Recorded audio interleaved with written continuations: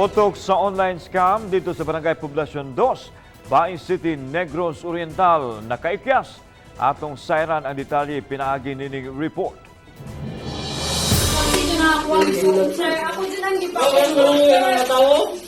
Sa video nga kuha ni Cherry May Tan, makitang misud ang duha ka wa mailhing lalaki nga dunay tap-tap sa naong ug gihulga ang matud pa utok sa online scam nga si Chowan Kibate. Apan nagtuo si Cherry May nga scripted ang pagpanghadlok aron magamit kini sa suspect nga rason aron mabiyaan ang iyang obligasyon sa mukapin 200 ka resellers. Usa si Cherry May sa mga reseller ug biktima sa scam kinsa naa sabay ni Kibate dihang misud ang mga suspect. Sukad ni ato bibiya si Kibate sa ilang dapit.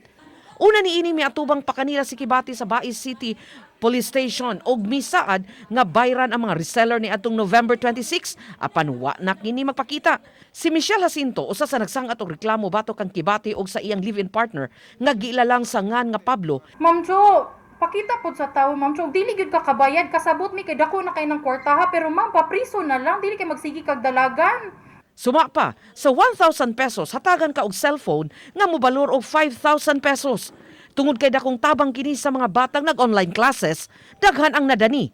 Samtang kusganong gimakak sa kapitan sa barangay ang akusasyon nga iyang gitabangan ng suspect nga makaikyas. Apan mibalibad matud pa ang mga pulis nga i-detain ang magpartner kay wa pa may kasong gisang at batok kanila.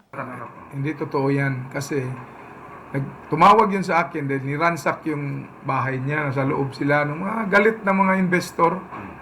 So, siyempre, kapitan tayo, obligasyon natin yung tulungan yung regardless kung anong kaso niya, kriminal siya o na, wala.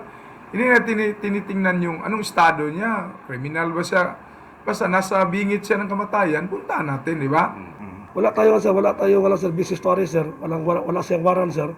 So itang pulis sir kailangan muakta sir, mayroong warrant pa rin sir. Kasi Choki sir, she has the right to presume innocent.